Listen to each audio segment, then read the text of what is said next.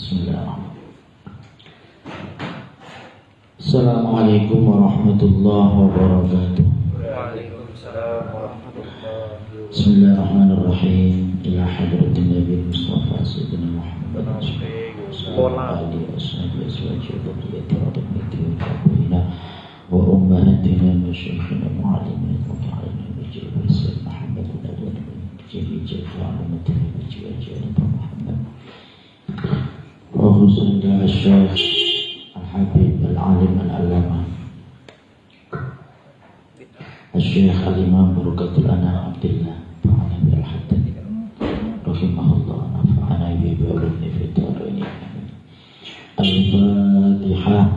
A'udzu billahi minasyaitonir rajim. Bismillahirrahmanirrahim. Alhamdulillahi rabbil alamin. Arrahmanir rahim. Maliki yaumiddin. Iyyaka na'budu wa iyyaka nasta'in. Ihdinas siratal mustaqim. Shiratal ladzina an'amta 'alaihim ghairil maghdubi 'alaihim waladdallin. Amin.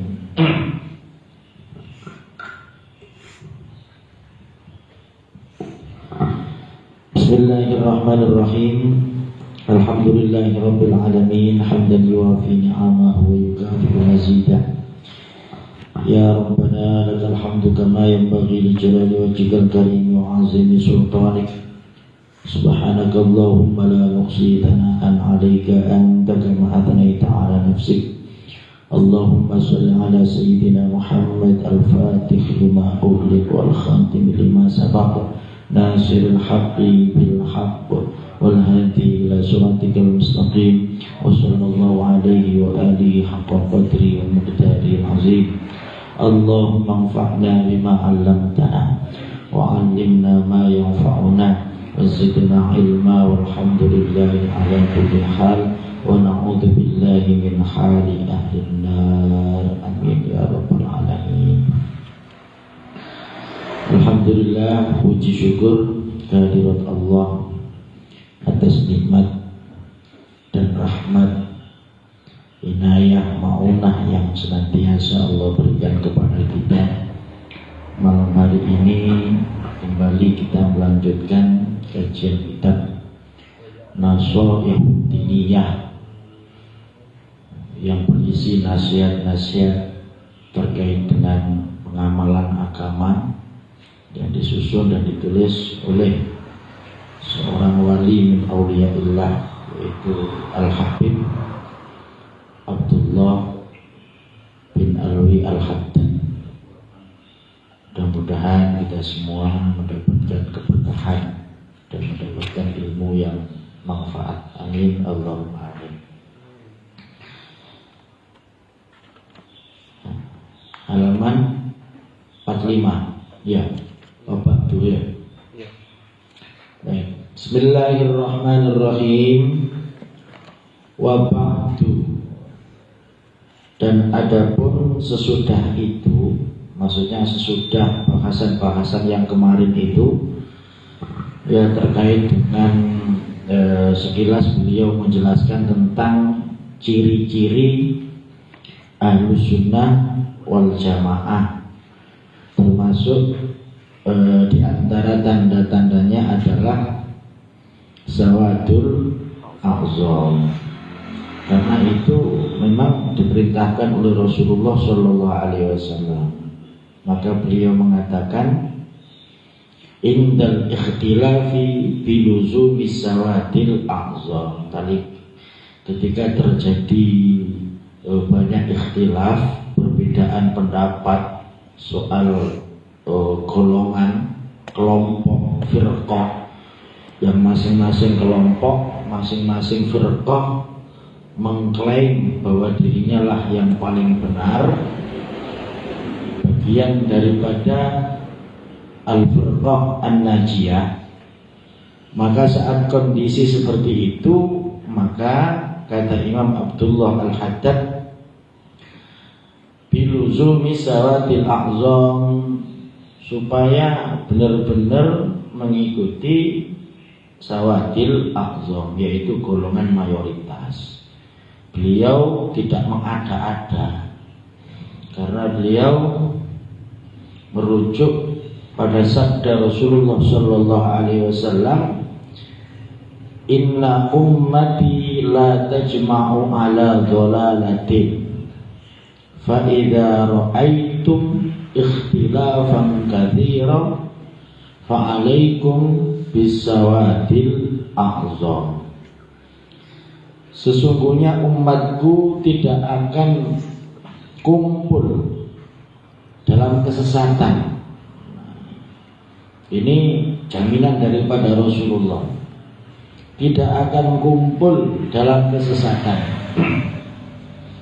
Idza ra'aitum ikhtilafan, tatkala kalian melihat ada ikhtilaf, semua kelompok masing-masing mengaku bahwa dirinya yang paling benar, fa'alaikum, maka wajib atas kalian, kata Rasulullah, bisawadil a'zam, yaitu mengikuti golongan mayoritas.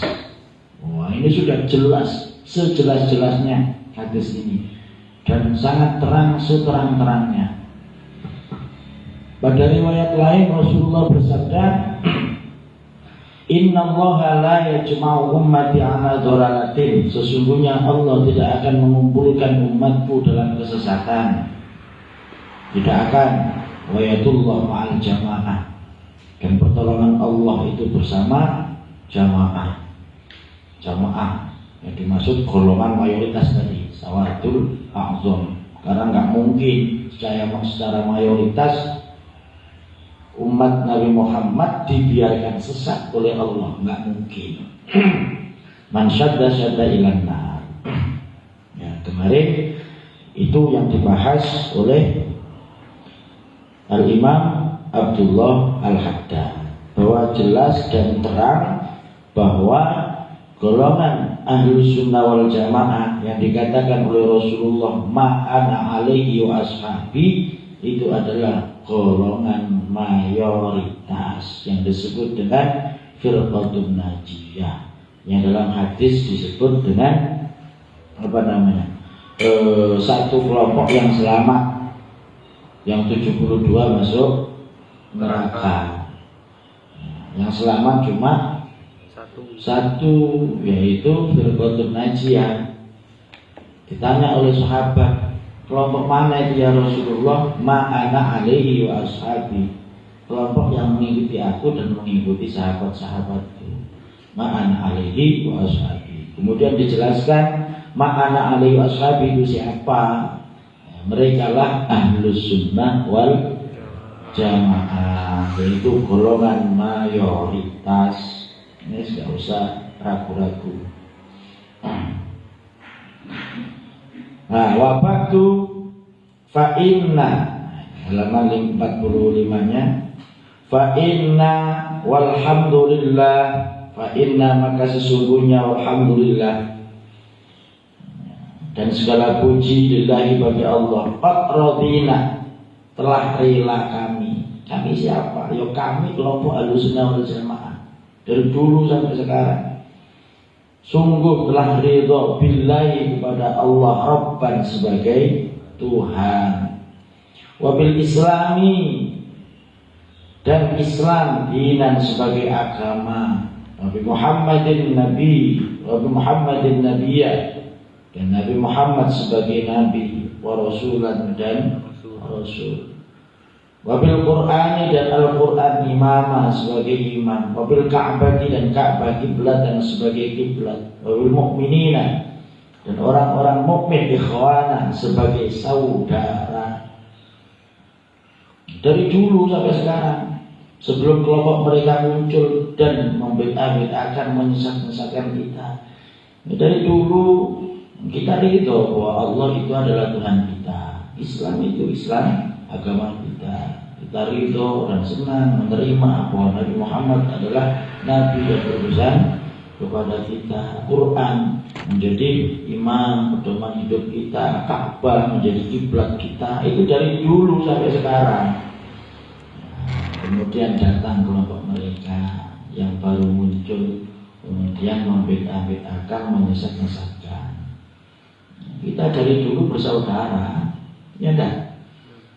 bersaudara, nggak ada yang saling mengkafirkan, nggak ada yang saling membid'ahkan, sekalipun dengan saudara-saudara kita dari Muhammadiyah misalnya, mereka nggak mau tahlil, mereka juga nggak mau maulid Nabi, tapi kan nggak pernah keluar dari lisan mereka bahwa kita sesat.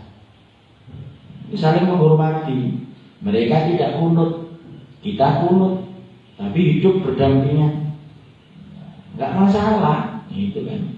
Makanya kalau kita ditanya siapa Ahlussunnah wal Jamaah, Muhammadiyah itu Ahlussunnah wal Jamaah bukan? Ahlussunnah. NU Ahlussunnah. Al-Irsyad Ahlussunnah. Itu. Jadi kalau mereka mengklaim bahwa yang masuk surga satu kelompok itu hanya mereka saja, wah fatal akhirnya. Makanya semuanya dianggap masuk neraka. NU neraka, Muhammadiyah neraka, Al-Irsyad neraka. Semua yang bukan kelompok mereka masuk neraka. Nah, mereka itu cuma seberapa, sedikit. Nah, untuk apa Allah bikin surga besar-besar, seluas langit dan bumi, jika yang masuk surga cuma mereka saja, yang lain masuk neraka? Surga itu dibikin besar oleh Allah karena umat Nabi Muhammad ini mayoritas tetap masuk surga. Itu baik Muhammadiyah, baik NU, kalau mereka beriman bertakwa kepada Allah ya surga. Urusan tahlil dan tidak tahlil itu bukan urusan akidah. Mereka kunut atau enggak kunut itu bukan urusan akidah, itu urusan khilafiyah ijtihadiyah yang memang boleh beda. Paham ya? Masalahnya terus kemudian mereka yang bikin kacau suasana. Orang nggak boleh beda, harus sama dengan mereka. Kalau nggak sama dengan mereka berarti nggak ngikuti sunnah, berarti ahli bid'ah dan masuk neraka. Masya Allah, jahat itu. Watabarrokna, dan kami berlepas diri mingkuli dine, dari setiap agama yukhalifu yang berlainan dinal islami dengan agama Islam. Kami berkeyakinan bahwa berlepas diri selain Islam ya bukan agama yang benar ya. Karena yang kita ikrarkan dalam hati, raditu billahi rabba wa bil islami dina.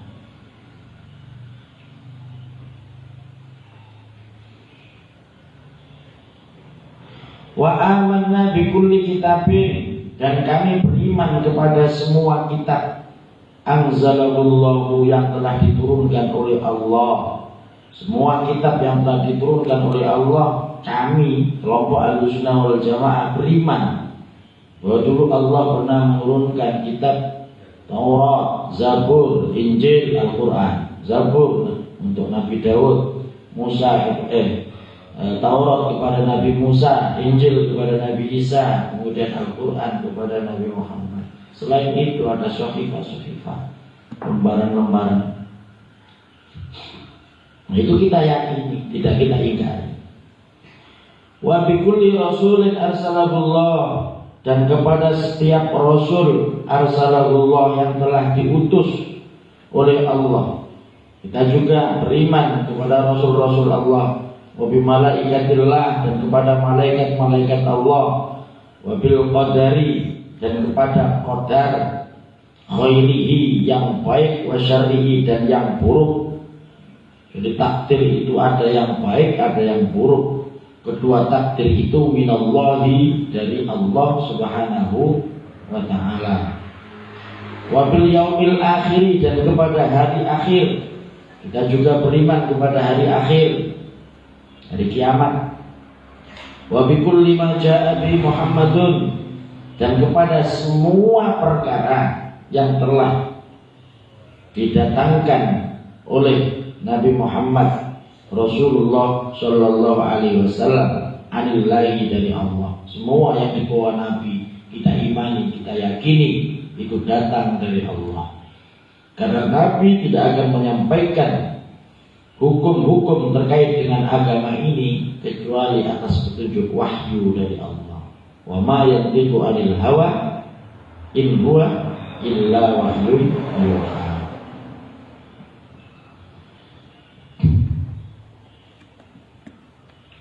Jadi maja Nabi Muhammad Rasulullah sallallahu alaihi wasallam anillah dari Allah ala dzalika, di atas dasar itu nahya kami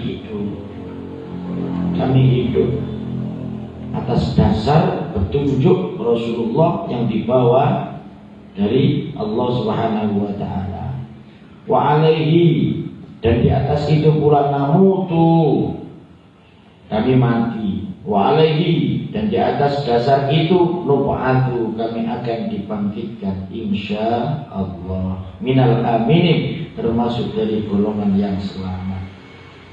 Golongan yang selamat itu yaitu alladzina, orang-orang la khaufun, yang tidak ada kekhawatiran alaihim, terhadap mereka, walahum, dan tidak pula mereka yang zanun, bersedih hati.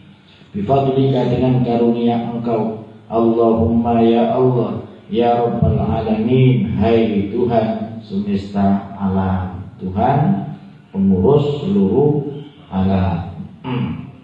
Jadi insya Allah kalau kalimat radina billahi rabba wa bil islami dinan Muhammadin nabiyya wa rasulah tidak hanya sekedar sering kita ucapkan di bibir, tapi masuk ke dalam hati kita, termasuk percaya kepada qada hari akhir, mancep dalam hati kita, maka insya Allah kita akan menjadi kelompok yang aminin, yang aman, yang tidak ada kekhawatiran, la khaufun alaihim wa lahum yahzanun.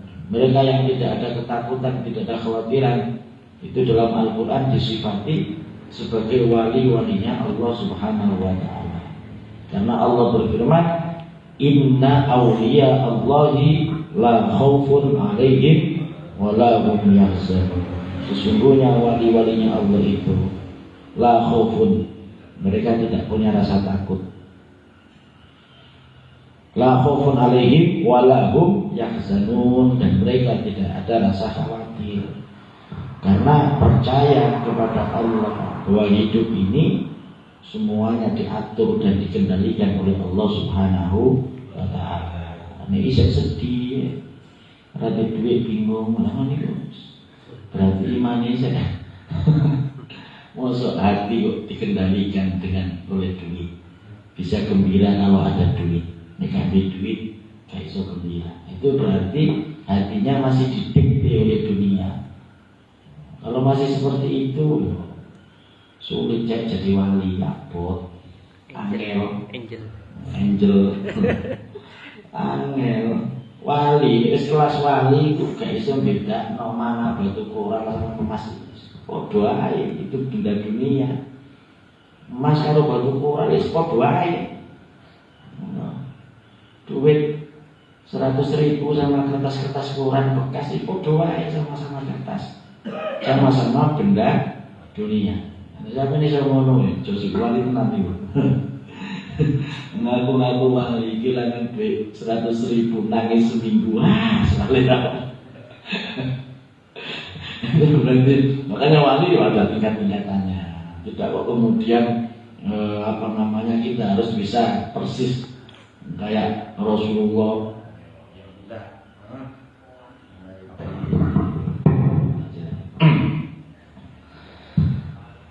Ya setidaknya paling tidak ya kita tidak terlalu cinta terhadap dunia, walaupun tetap beda emas sama batu koral kok sungguh sama gimana. Maksud saya itu kalau wali bener-bener wali itu enggak, itu nganggep emas itu yang seperti barang-barang dunia yang lain gitu, nggak bisa membawa manfaat bagi dirinya, nggak bisa menyelamatkan dirinya baik dunia maupun akhirat, apalagi akhirat. Jadi dianggapnya sama aja. Makanya kita kalau baca kisah-kisah para wali itu, masya Allah, itu luar biasanya.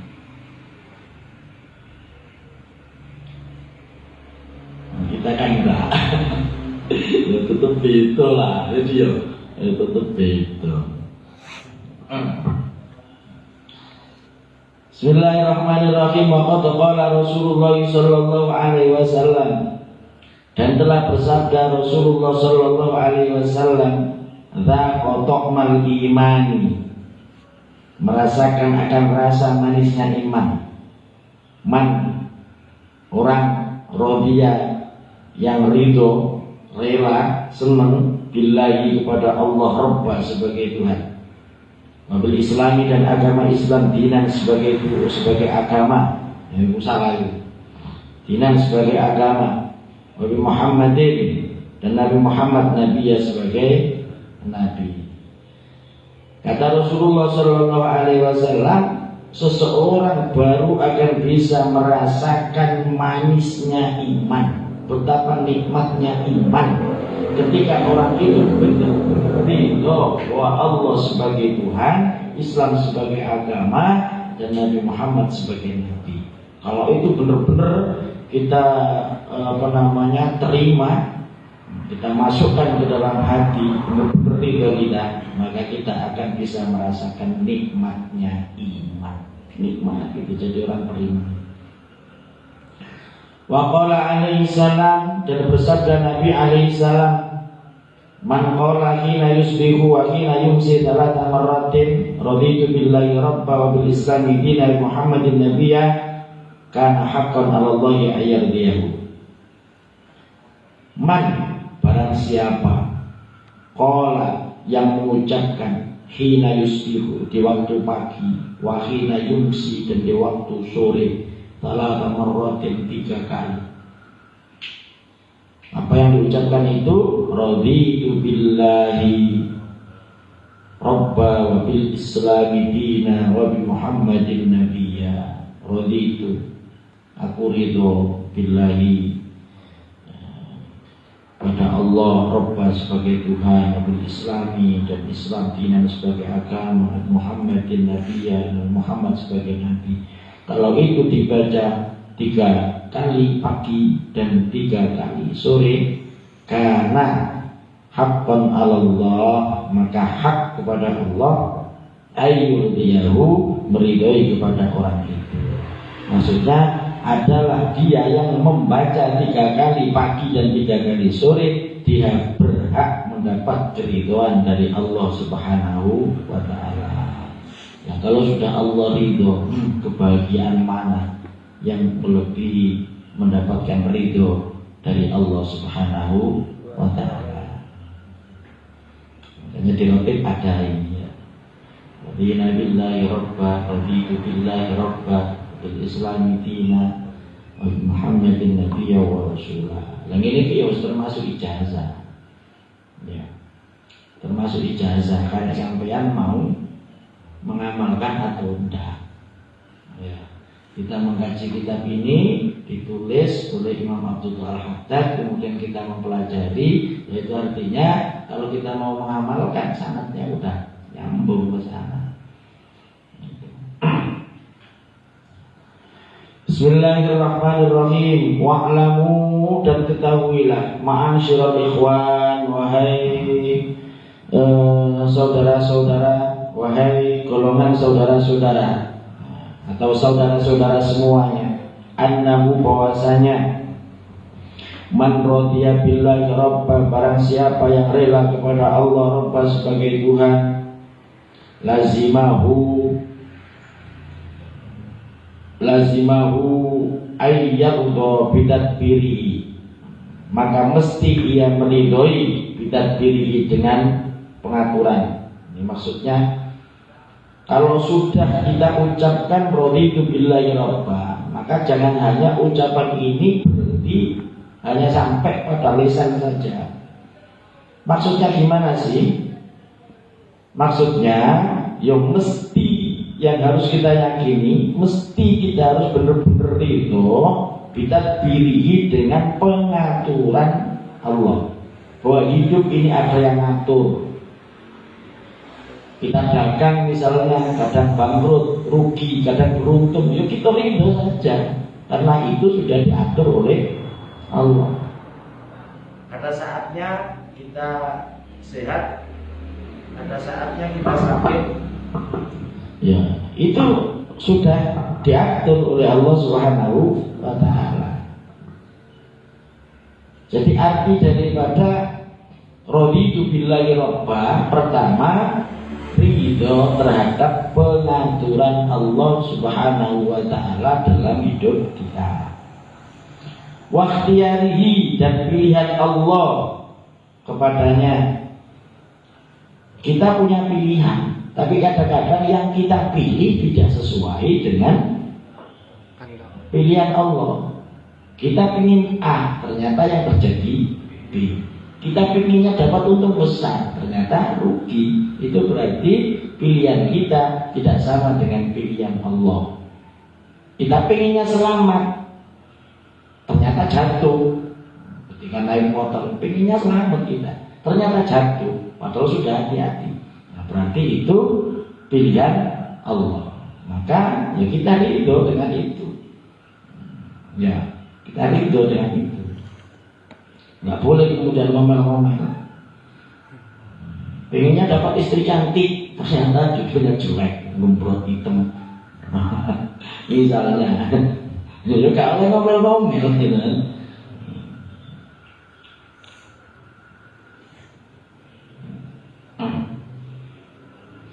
Wa bimurri qadaihi, dan rela dengan menerima pahitnya qada Allah. Ya, yang kita inginkan baik, tapi kadang-kadang yang terjadi tidak baik menurut kita. Tidak baik menurut kita. Itu ketentuan dan qada Allah. Kita gambar pengennya bagus, tapi kadang-kadang seret kecoret. Kita nggak pengen kan kecoret itu, tapi terjadi. Nah, itu berarti qada Allah Subhanahu wa taala. Kita jalan sudah hati-hati, pengen selamat, tiba-tiba kepleset, grupiak, jatuh. Nah, itu sudah berarti qada daripada Allah Subhanahu wa taala yang kita harus menerimanya. Kita harus menerimanya. Wa ayyakna'a, dan harus merasa cukup bima qasamahu lahu, dengan rizki yang telah dibagikan oleh Allah kepadanya. Rizki itu juga Allah langsung yang bagi. Kasih sedikit ya kita ridho, kasih banyak ya ridho. Karena kalau sudah tidak ridho, itu mau sedikit mau banyak ya tetap gak ridho. Sudah punya satu gunung emas, ya pingin gunung satunya lagi. Itu sifat manusia kalau nggak ridho. Makanya di dalam hadis Riyadhus Shalihin kemarin masih ingat, nah, serigala yang lapar, ingat nggak? Itu tidak lebih berbahaya daripada rakusnya seseorang terhadap dunia. Seseorang yang rakus kepada dunia itu jauh lebih berbahaya daripada serigala yang lapar. Serigala yang paling makan wedhus, makan kambing satu selesai. Kadang-kadang nggak habis, dibagi sama kawan-kawan. Coba manusia. Nah, sekandang-kandangnya coba. Sekandang-kandangnya dihabisi. Kalau masih ada kesempatan ngambil dua, kenapa kok cuma satu? Ambil dua. Dua ambil kok masih ada sisanya. Bisa ngambil tiga, kenapa cuma dua? Kan begitu. Kalau serigala ada gerombolan kambing, ya cukup ngambil satu, udah itu pun dibagi sama kawan-kawannya. Kalau sudah kenyang ya udah selesai. Coba manusia, kalau nyari ikan ke laut, cukup nggak untuk makan sehari saja? Ya sambil bawa pok, siap es, siap apa? Itu manusia, harus gitu. Jadi kita kalah qanaah, kalah nerimo dengan binatang. Binatang ini nerimo, padahal binatang. Makanya Kalau binatang itu nyari makanan itu nggak ada yang bawa karung, bawa tas, nggak ada. Ayam keluar pagi, kamu duduk. Ya. Nanti kalau sudah kenyang, ya udah diem. Lapar, ya lagi dulu. Meskipun makanan masih banyak, kalau sudah kenyang ya sudah. Waktunya pulang ya pulang.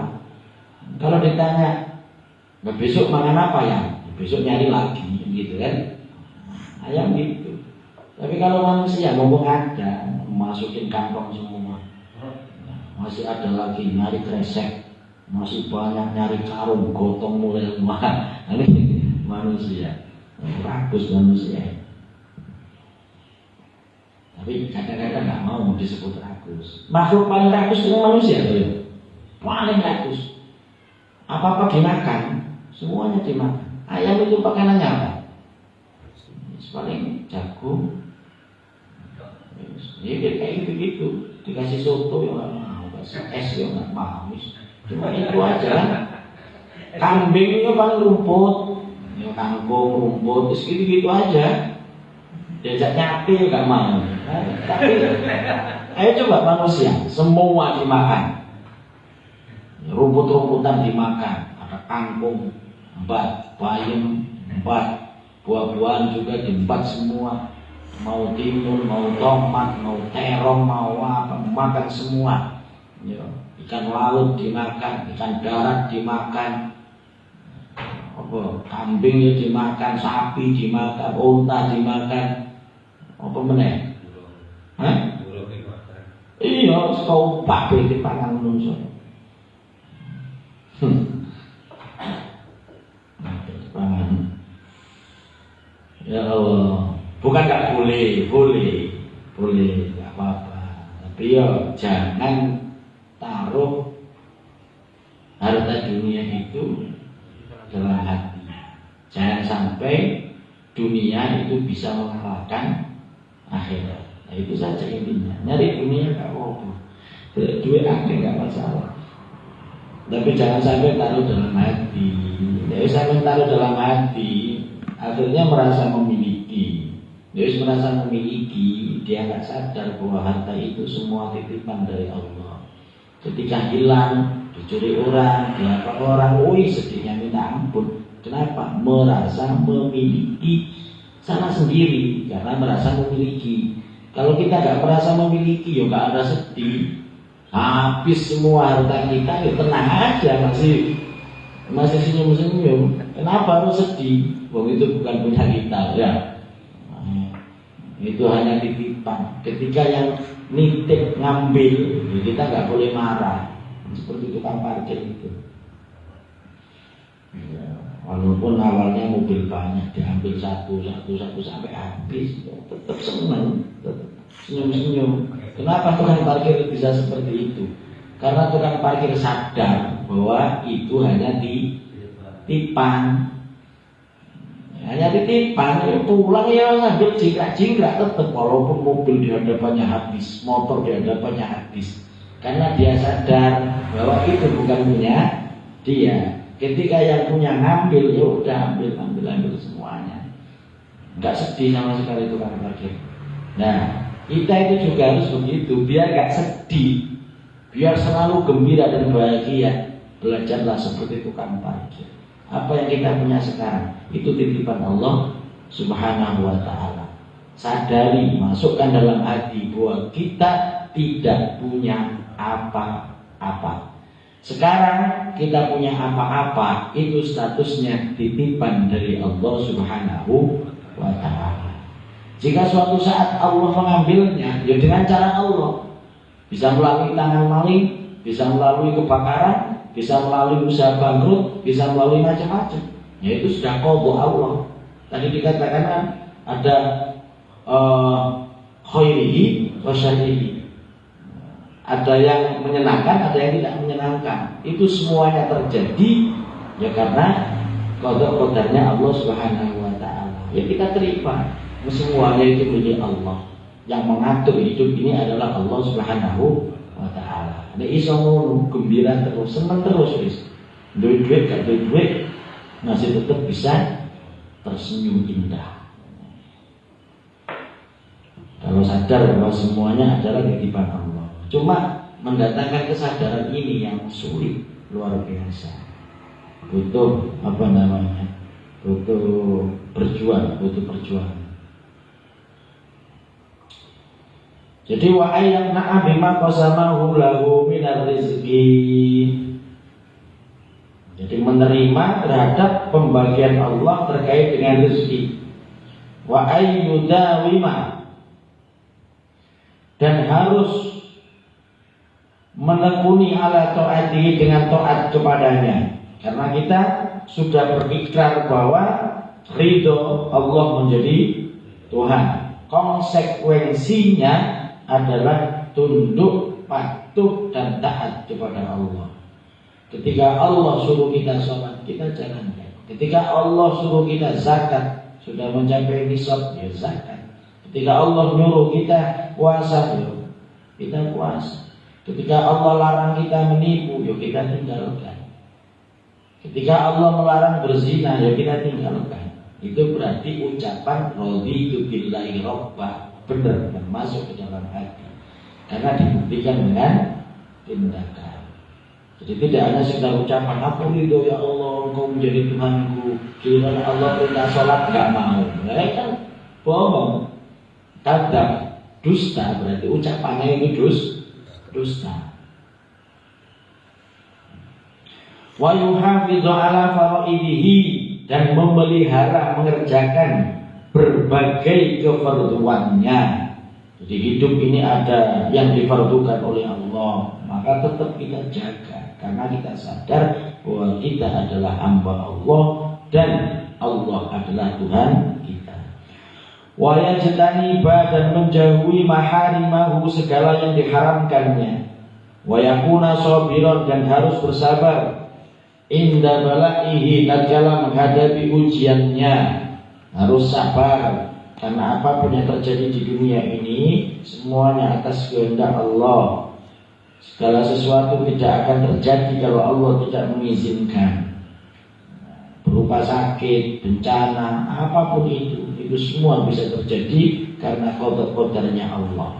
Kalau itu menimpa kita, maka orang yang mengaku ridho bahwa Allah menjadi Tuhan, satu-satunya jalan yang ditempuh adalah sabar. Nggak ada lagi. Ya. Sabar itu jalannya. Tapi nek gak paham bahwa segala yang terjadi ini datangnya dari Allah, kalau sabar ya wangel, susah, lagi angel.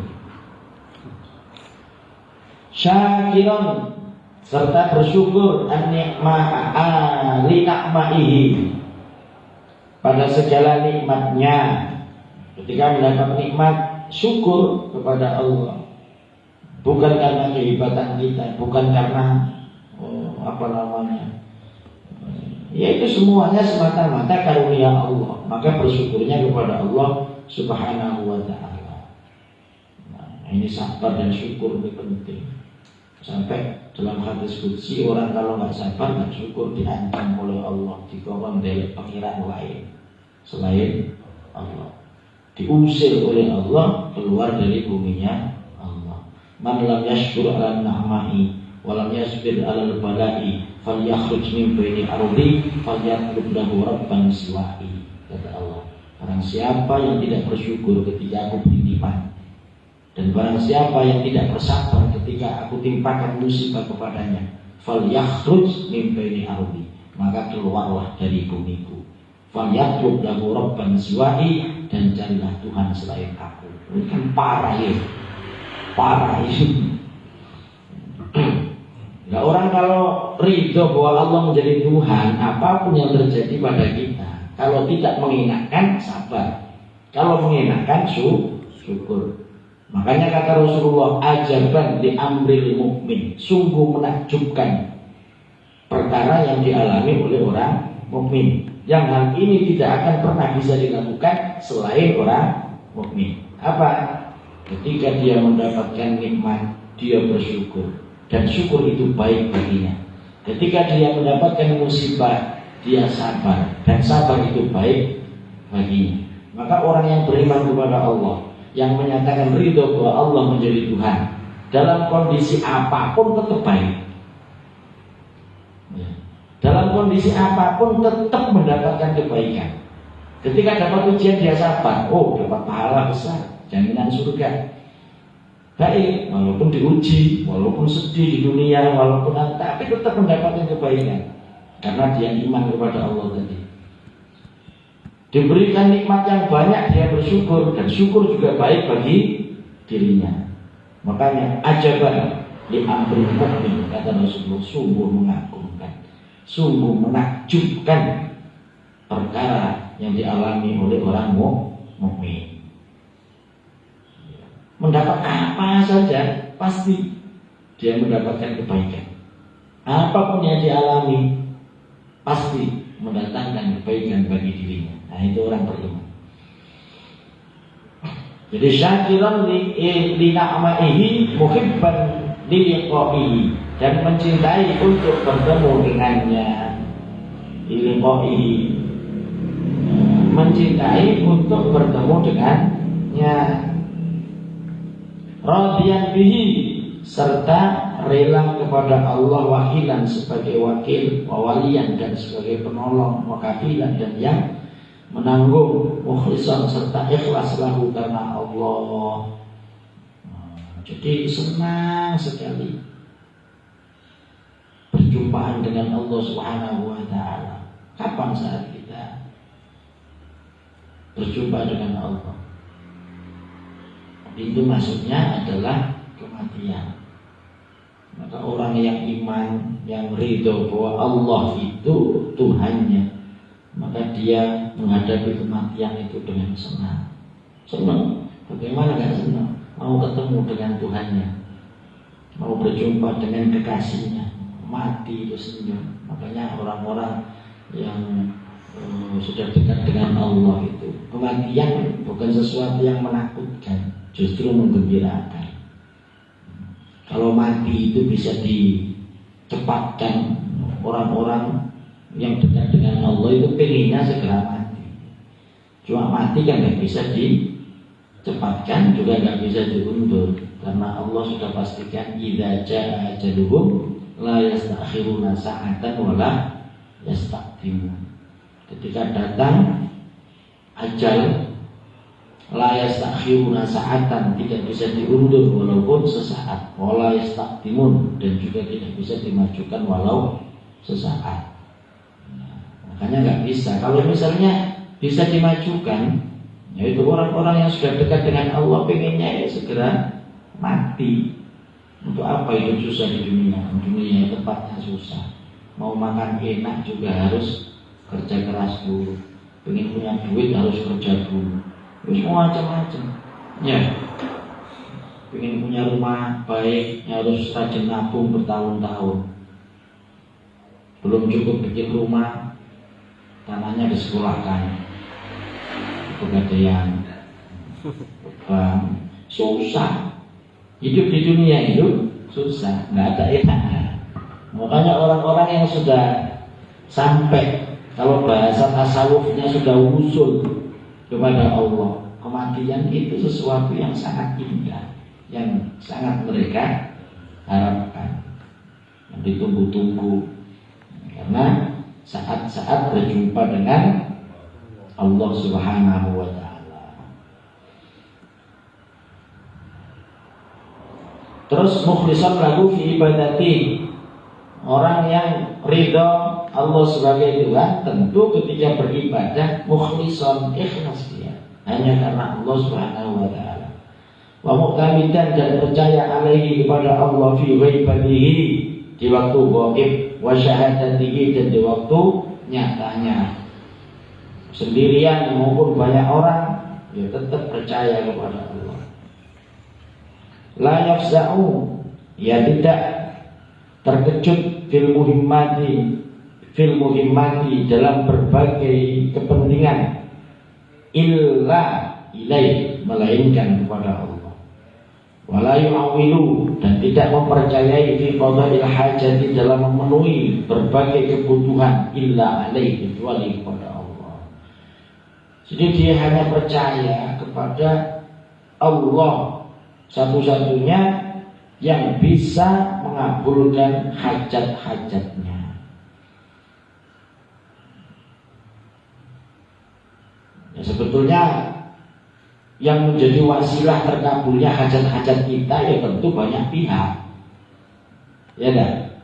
Tapi semua itu pada hakikatnya datangnya dari Allah Subhanahu wa Ta'ala. Itu harus kita yakini. Kita punya acara itu sukses karena banyak teman yang membantu, ya. Banyak saudara-saudara yang membantu. Maka sadari bahwa kesuksesan itu, hajat kita terkabul bikin acara itu semuanya hakikatnya datangnya dari Allah. Adapun kawan-kawan yang membantu kita, ya karena hatinya memang digerakkan oleh Allah. Kalau hatinya nggak digerakkan oleh Allah, mana mungkin dia mau membantu kita. Kita punya keinginan, hajat itu kan keinginan loh. Mau bikin ini, mau bikin itu, kemudian ada kawan membantu. Ya itu pada hakikatnya yang membantu itu Allah Subhanahu wa Ta'ala melalui kawan kita ini. Ya, karena yang mengendalikan hati kawan kita itu tetap Allah. Digerakkan oleh Allah hatinya, sehingga mau membantu kita dan terkabullah hajat kita. Jadi pada hakikatnya yang mengabulkan hajat itu adalah Allah Subhanahu wa Ta'ala. Nah, itu arti daripada raditu billahi rabba. Sekarang selanjutnya waman radiya bil Islam, dan barang siapa yang rela dengan Islam, wabil Islami dina, ya, dalam kalimat zikir yang tadi itu. Bagaimana caranya agar kalimat itu tidak hanya sekedar ucapan, tapi masuk benar-benar dalam hati dan bisa kita buktikan melalui perbuatan. Nah, caranya azim hurmatihi.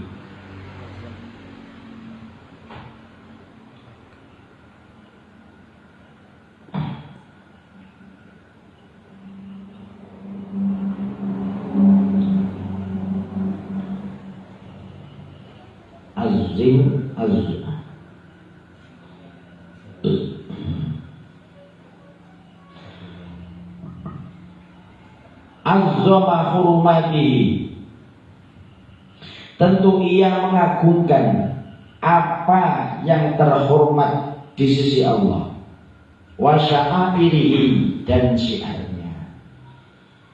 Jadi Islam itu agama dari Allah, maka mengagungkan sesuatu yang memang diagungkan oleh Allah itu suatu keharusan. Walam yazal mujtahidan, dan senantiasa ia bersungguh-sungguh fima, dalam melakukan sesuatu, melakukan apa saja yu'aqiduhu, yang menguatkan agama.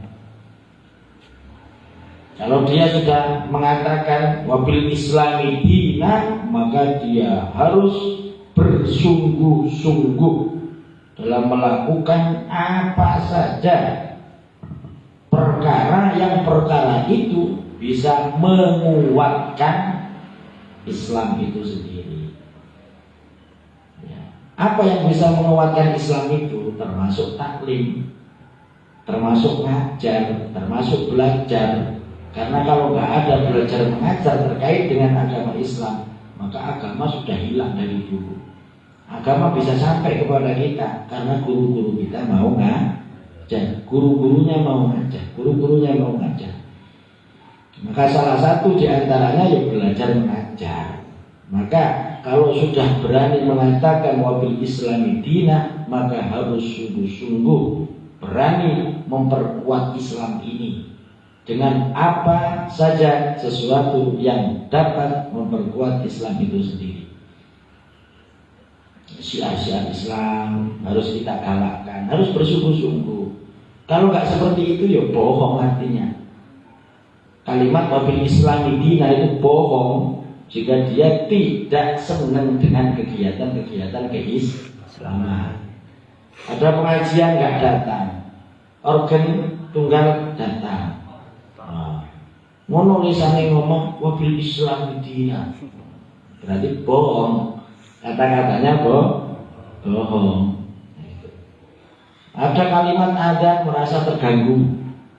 Itu kan syiar Islam loh. Terus terganggu dia. Ada orang baca Al-Quran terganggu.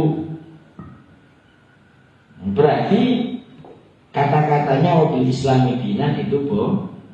Harusnya justru malah bersungguh-sungguh dan bersemangat untuk menjalankan syiar-syiar Islam. Karena lisan sudah mengatakan wabil Islam dina. Wa yaziduhu rusukhan. Dan yang menambahnya rusukhan, mendalam, istiqomatan dan istiqomah minal ulumi, dari berbagai ilmu wal a'mali dan amal. Jadi terus menambah ghirah terhadap syiar Islam, memahami Islam secara mendalam, kemudian istiqomah dengan ilmu dan amal. Itu baru benar-benar wabil Islam dina. Wa yakuna, dan adalah ia bihi kepada agamanya mughtabiton, merasa senang hati, senang dengan Islam ini. Masya Allah, senang itu. Bukan malah melecehkan Islam. Sekarang kan banyak KTP-nya Islam, punya Islam, tapi nggak senang dengan ajaran-ajaran Islam. Zikir la ilaha illallah jadi hujat. Zikir Allah jadi hujat. Ada syiar agama yang berupa maulid Nabi, ada yang menghujat. Itu kan pengajian syiar. Ya. Kalau orang Islam lempem menengahi, kalau syiar-syiar pengajian tabligh akbar seperti itu, kita kalah bersaing. Mereka ahli maksiat saja kalau mengundang artis, berani terang-terang sampai sekian juta, sekian ratus juta dan lain. Maka harus kita saingi yang seperti itu. Nah, momen yang pas maulid Nabi. Sekalian kita bersyukur kepada Allah dijadikan umat Nabi Muhammad. Wa min salabihi khaifan, dan dari hilangnya agama terasa takut sekali kalau agama ini hilang, terjatuh dari hati kita. Wali ahlihi, dan kepada ahli agama muhtariman, menghormati. Siapa ahli agama itu? Ya para ulama. Cara menghormati seperti apa? Hormat itu ya hatinya itu tunduk, manut terhadap para ulama, muhtariman. Termasuk diantaranya kalau berupa sikap, tundukkan pandangan, salaman, cium tangan kepada ahli agama, yaitu para ulama. Namun itu wong mencium tangan para ulama disebut apa? Disebut bid'ah. Masya Allah. Ketika ditanya Ustadz mereka, bagaimana hukumnya? Tidak ada contoh. Tidak ada contoh dari Rasulullah. Mana dalilnya? Masya Allah, itu kan gimana tuh? Masa mencium tangan ulama butuh dalil? Nyium buaya nggak butuh dalil? Ayo lah. Ya masa mencium sesuatu butuh dalil? Kita nggak bisa ngapa-ngapain. Hanya mencium tangan ulama, mana dalilnya? Itu bid'ah. Emangnya kita ngapa-ngapain itu semuanya harus ada dalilnya? Ya kita nggak bisa ngapa-ngapain.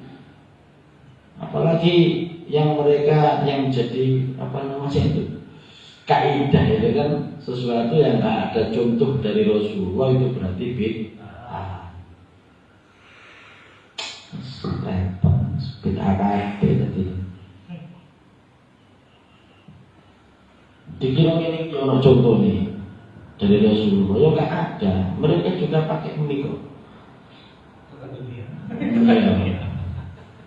Ya, nggak ada contohnya dari Rasulullah. Apakah sesuatu yang tidak dicontohkan oleh Nabi itu serta-merta dihukumi bid'ah itu?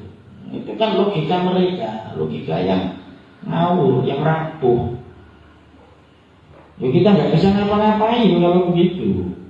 Memang Rasulullah pernah menentukan kita zakat fitrah pakai beras? Nggak pernah. Jadi nggak boleh menurut logika mereka. Rasulullah nggak pernah menentukan kita taraweh 1 bulan di masjid, nggak pernah.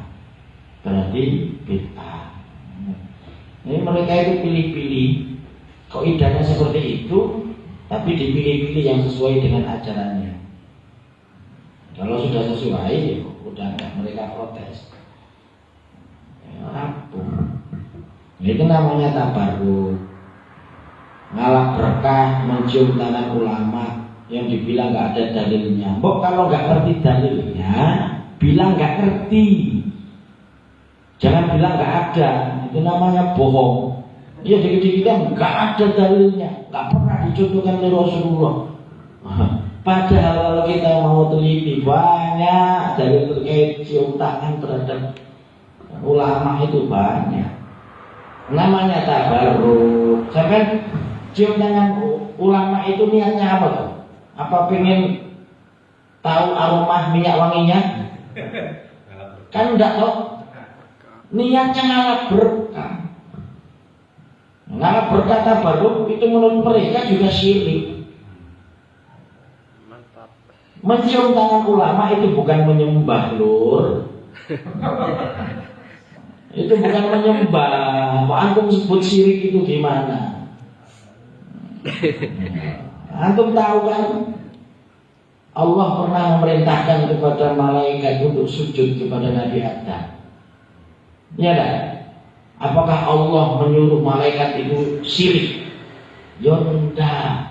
Karena sujud yang dimaksud dalam ayat itu, sujudnya malaikat itu sujud untuk penghormatan, bukan sujud menyembah. Oh, kita hanya sekedar salaman, dari itu niatnya bukan menyembah. Ayo, ada enggak orang Islam salaman, cium tangan itu niat menyembah? Kan enggak toh? Sak goblok-goblok Islam itu enggak ada cium tangan niat menyembah, itu enggak ada. Tapi mereka bilang itu syirik, dianggapnya menyembah. Ada yang bilang, kalian kepada jamaahnya nggak usah cium tangan kalau salaman dengan saya. Sisa makanan, sisa minuman saya nggak usah dipakai rebutan, kata mereka, karena itu perbuatan syirik. Ya kalau tanganmu ya, memang gak usah kamu larang juga, aku gak sudi nyium tanganmu. Gak sudi nyium tanganmu. Keberkahan apa yang aku dapat dari orang yang suka mengkafirkan sesama muslim seperti itu? Ada yang sampai berapi-api. Anda itu siapa, Kiai? Apakah Anda memegang kunci surga? Ya? Sampai kalau salaman tanganmu ada itu. Tapi ada yang ledeknya. Ledekannya itu luar biasa itu. Dibagi 2 video. Sini yang berapi-api itu mengharamkan cium tangan kiai. Rupanya dia yang sebelah sini cium buaya. Ustaz siapa itu? Nggak tahu. Mau Budi apa siapa itu? Ustaz Roja itu. Nyium buaya nggak di, itu juga nggak ada contohnya. Gimana ceritanya? Dalam Al-Quran, wa idh ja'alnal baita mathabatan linnasi wa amna wattakhidhu min maqami Ibrahim hanifa. Ini Al-Quran, dalil tabarruk. Wattakhidhu min maqami Ibrahim hanifa. Dan ambillah oleh kalian mim maqami Ibrahim, dari maqam Ibrahim, mim maqami Ibrahim musholla. Jadikan tempat sholat. Itu perintah Allah. di Ka'bah itu ada namanya Maqam Ibrahim. Maqam itu bukan kuburan yang dimaksud di sini. Tempat berdirinya Nabi Ibrahim ketika membangun Ka'bah. Dan itu ada tandanya lah.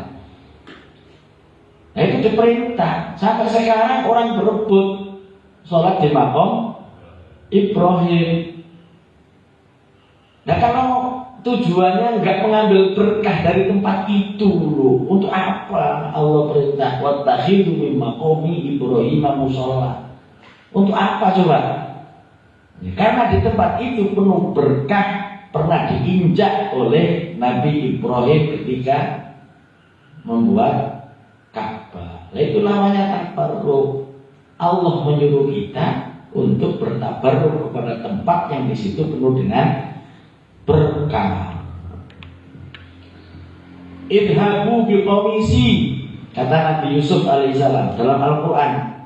Hada idhabu biqamisi hada fa'alquhu fa'alquhu ala wajhi abi. Ambil gamisku ini. Bicara sama saudara-saudaranya. Ya, ketika saudara-saudaranya sudah mengenali bahwa dia adalah Yusuf, saudaranya yang dulu pernah dibuang ke dalam sumur. Nah, kemudian kondisi peceklik di mana-mana. Nabi Yusuf menjadi raja di Mesir yang kaya raya, setiap hari membagikan bahan makanan kepada seluruh negeri. Ini anak-anak saudara-saudaranya yang dulu pernah jahat kepadanya datang kepada Nabi Yusuf. Ya.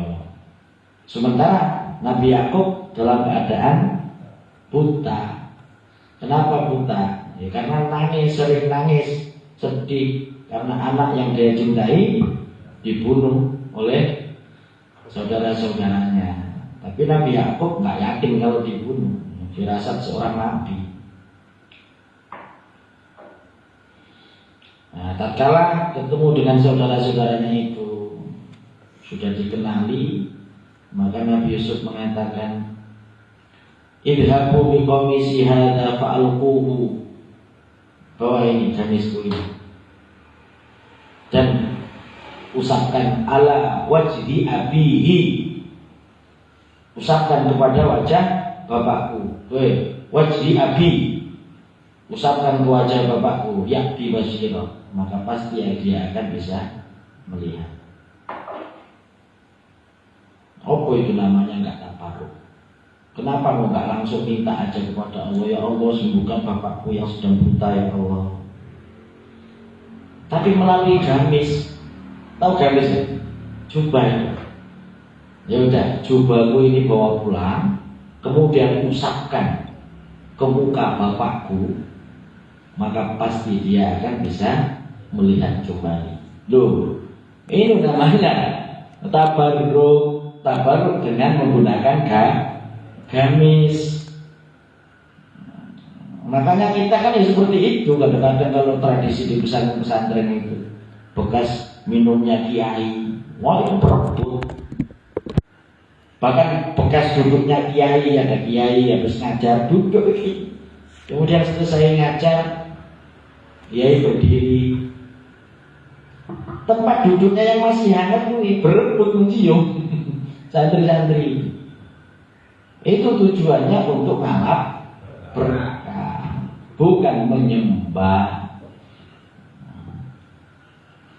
Ya, kalau ngalap berkah, tabarruk itu haram sesuai dengan apa yang mereka yakini. Ya mana mungkin Allah perintah untuk sholat di Maqam Ibrahim, mana mungkin Nabi Yusuf nyuruh gamisnya, jubahnya untuk diusap kepada muka bapaknya, yaitu Nabi Yakub. Nah, mungkin itu semuanya merupakan ada keberkahan di dalamnya. Imam Muslim meriwayatkan sebuah hadis dari sahabat Anas bin Malik. Ada dalam hadis riwayat Imam Muslim, dalam Sahih Muslim ada bahwa Nabi Muhammad ketika tahallul pas umroh cukur rambut, maka rambut ini dibagi-bagi oleh Rasulullah SAW kepada sahabat yang ada di situ. Kan dicukur, bagi-bagi. Untuk apa? Untuk apa Rasulullah melakukan itu? Ya karena itu ada keberkahan, agar supaya apa? Agar supaya sahabat-sahabat itu mendapat keberkahan daripada rambut Nabi Shallallahu Alaihi Wasallam. Itulah makanya ada seorang sahabat namanya Khalid bin Walid. Ya, bukan Khalid bin Rizal. Khalid bin Walid ini. Tapi mudah-mudahan sehebat Khalid bin Walid namanya. Ya. Khalid bin Walid dalam perang Yarmuk, dalam peperangan, Khalid bin Walid itu jadi panglima perangnya. Itu sibuk nyari nyari peci, sampai digojloki.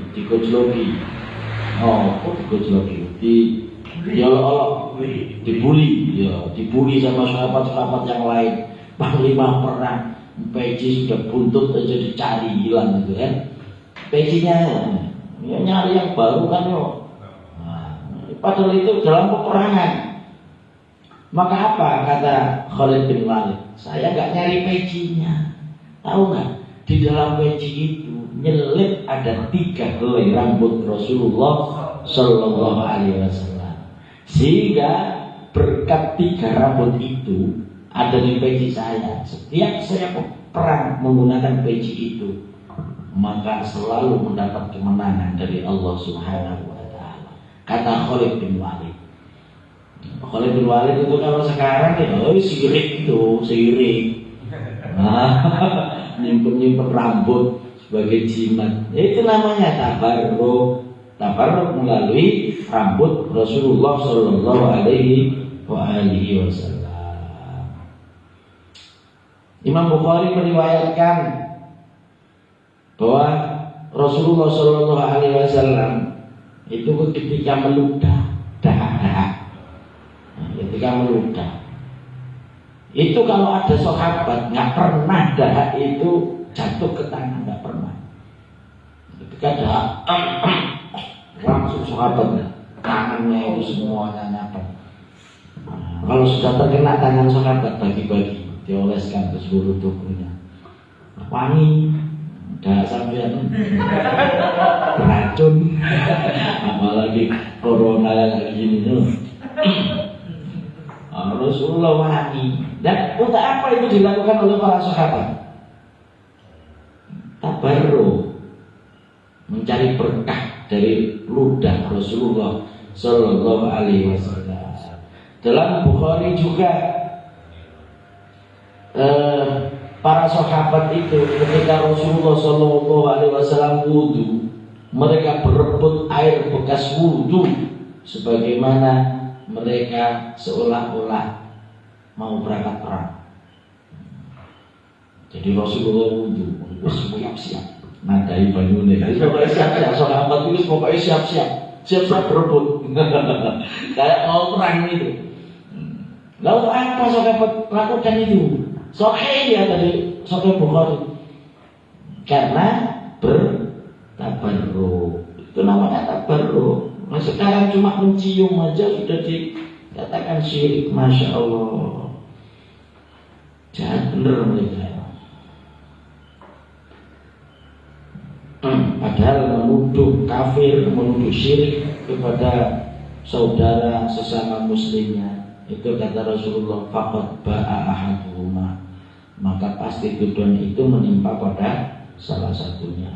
Kalau tidak terbukti syirik, maka kesyirikan itu akan menimpa kepada dirinya sendiri. Ngerti? Masa salaman cium tangan dibilang syirik. Meniku nek iso dari hadis-hadis ini iki ya.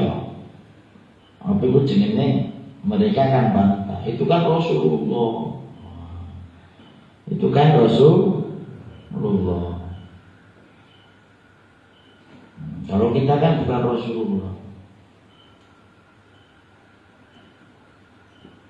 Selain Rasulullah, para sahabat apa ada yang melakukan itu? Tabaruk kepada sahabat yang lain? Banyak sekali. Banyak sekali. Sayyidina Ali pernah mencium tangan sahabat seperti Ibnu Abbas. Bahkan tidak hanya tangannya, kakinya juga dicium. Tabaruk Sayyidina Ali, para sahabat.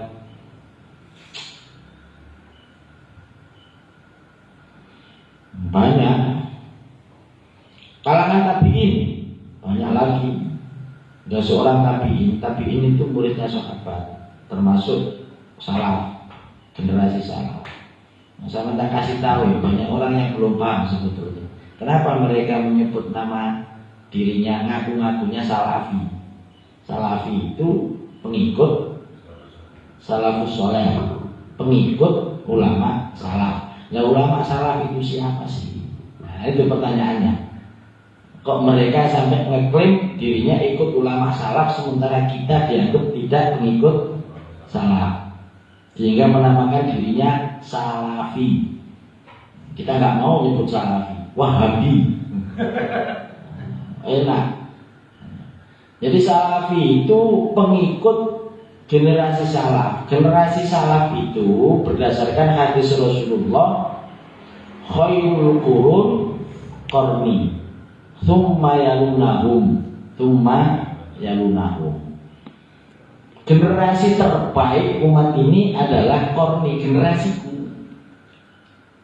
Berarti siapa? Generasi Rasulullah, sahabat. Tsumma yalunahum. Kemudian yang mengikuti generasi sahabat siapa? Tabi'in. Tsumma yalunahum, yang mengikuti generasi tabi'in, namanya tabi'ut tabi'in. 3 abad pertama yang hidup di masa itu disebut ulama salaf. Ya, zaman sahabat 100 tahun. Zaman muridnya sahabat namanya tabi'in 100 tahun. Tabi'ut tabi'in, pengikutnya tabi'in 100 tahun. Siapapun yang hidup di zaman 3 qurun ini maka disebut salaf. Yang dijamin oleh Rasulullah termasuk era terbaik. Ulama-ulamanya masih jos dan mumpuni. Imam Abu Hanifah lahir 90, berarti masih ketemu zamannya sahabat. Imam Abu Hanifah 90 Hijriah. Imam Syafi'i lahir 150 Hijriah. Imam Syafi'i berarti di abad kedua, ya. Salah. Imam Malik, Imam Hanafi, Imam Hambali itu ulama-ulama salaf. Ulama-ulama salaf yang hidup di itu tadi 3 abad pertama. Nah, mereka mengklaim bahwa dirinya lah mengikut salaf, sementara kita tidak. Jadi mengikuti sahabat, mengikuti tabi'in, mengikuti tabi'ut tabi'in. Itu klaim mereka. Nah, sekarang soal tabaruk misalnya, saya kasih contoh dari tabi'in. Ada seorang tabi'in, berarti muridnya sahabat, namanya Abdurrahman bin Rozin. Abdurrahman bin Rozin mencium tangannya sahabat Salamah bin Aqwa, ciumi. Tabi'in mencium tangannya sahabat. Kemudian ada juga namanya ulama generasi tabi'in, muridnya sahabat, namanya Thabit Al-Bunani. Dia mencium tangannya sahabat namanya Anas bin Malik, diciumi tangannya. Kemudian dia bertanya, apakah kamu menyentuh Rasulullah menggunakan tangan ini? Sebelum mencium itu, tanya gitu.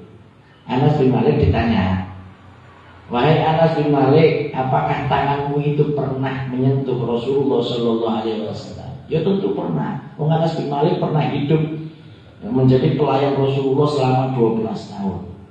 Ya sering Maka apa? Langsung diambil tangan itu, diciumi pula balik. Tujuannya apa? Mencium tangan yang tangan itu pernah bersentuhan dengan tangan Rasulullah SAW. Ini dilakukan oleh para tabi'in. Ayo, kalau mengaku pengikut ulama salah masih berani mengatakan mencium tangan itu bid'ah. Ini salaf ini, tabi'in, muridnya sahabat, mencium tangannya sahabat. Kalau belum ngerti dalilnya, boyo bilang saya nggak tahu kan enak loh. Tidak kemudian nggak ada dalilnya, nggak ada contoh, nggak ada sama nggak tahu itu beda bro. Kan gitu loh. Masya Allah.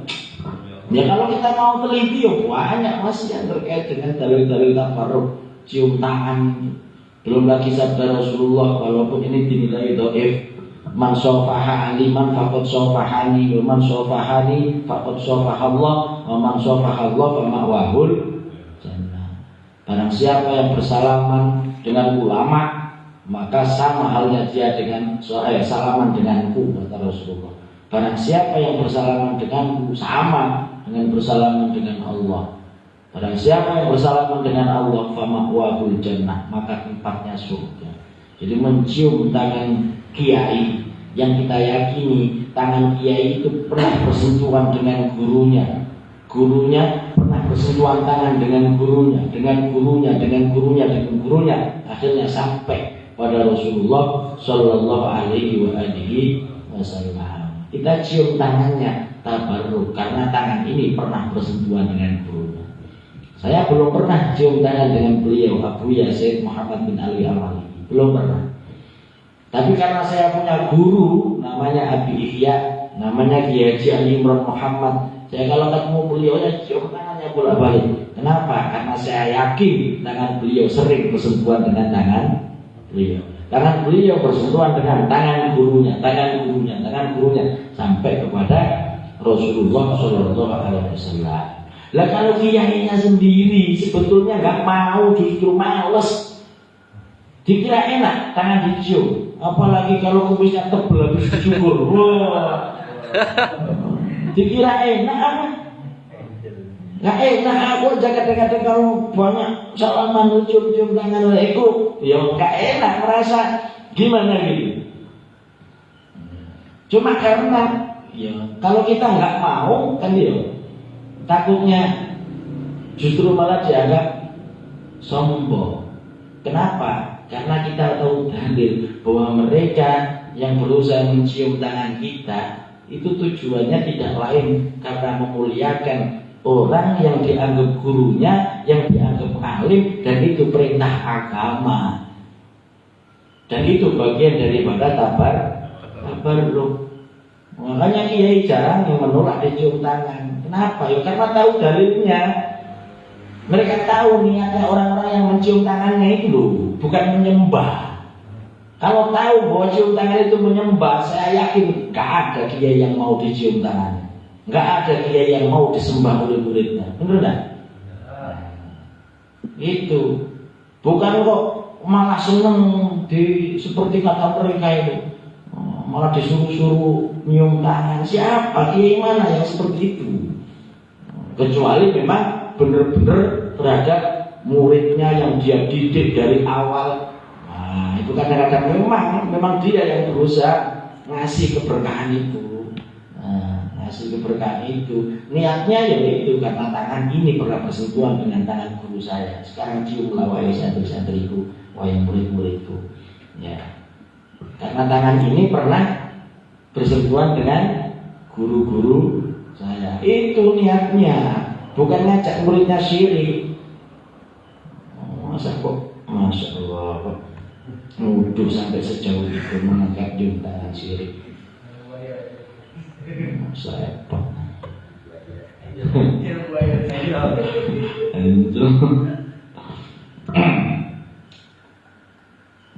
Habis waktunya bahas ini toh. Kalau bahas ini, kalau ingat kalimat-kalimat mereka itu memang kadang-kadang emosi ya. Iya, emosi.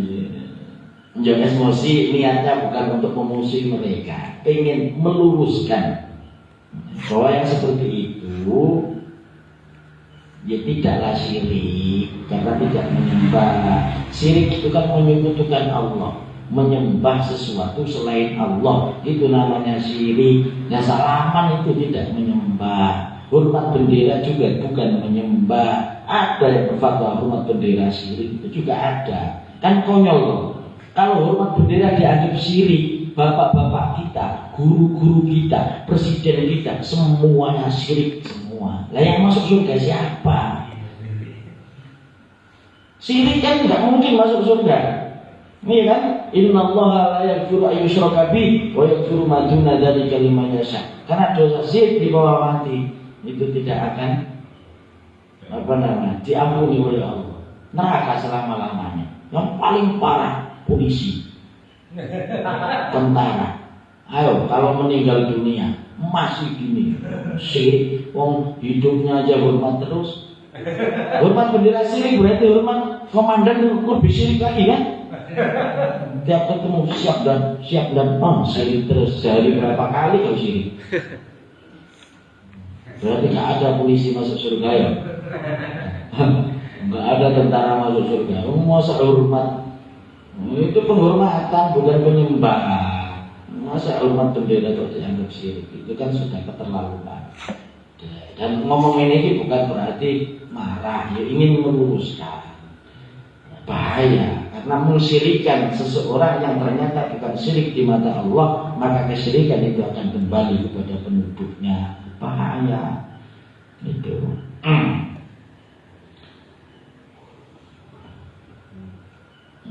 Sampai nanti mah.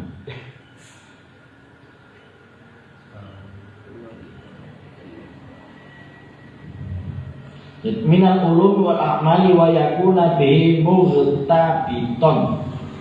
Ya.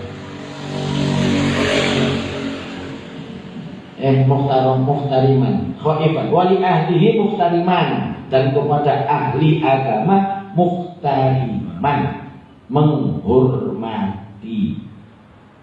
Menghormati, sebatas menghormati, jangan juga keterlaluan sampai memutuskan, nggak boleh juga. Ya.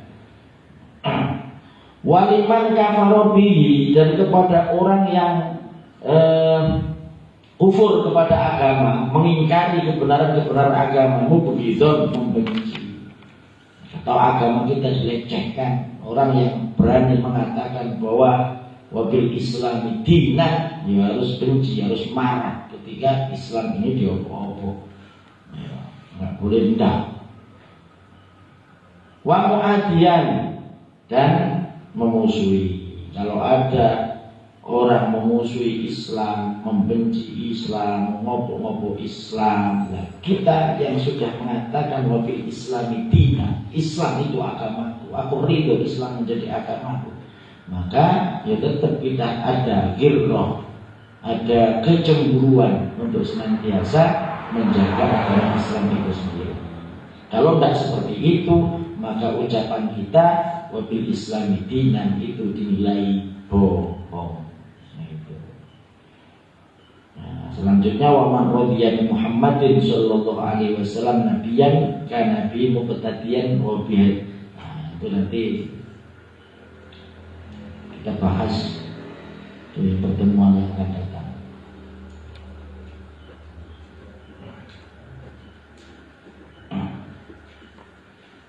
Wallahu a'lam bishawab. Al-Fatihah. A'udzu billahi minasyaitonir rajim. Bismillahirrahmanirrahim. Alhamdulillahi rabbil alamin, arrahmanir rahim, maliki yaumiddin.